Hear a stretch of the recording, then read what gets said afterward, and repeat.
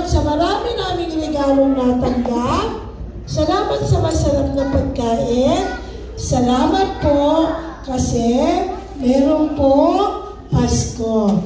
Lord, sa kabila ng kaabalahan namin ngayon, huwag po namin makalimutan ang tunay na dahilan kung bakit po kami nagsasaya.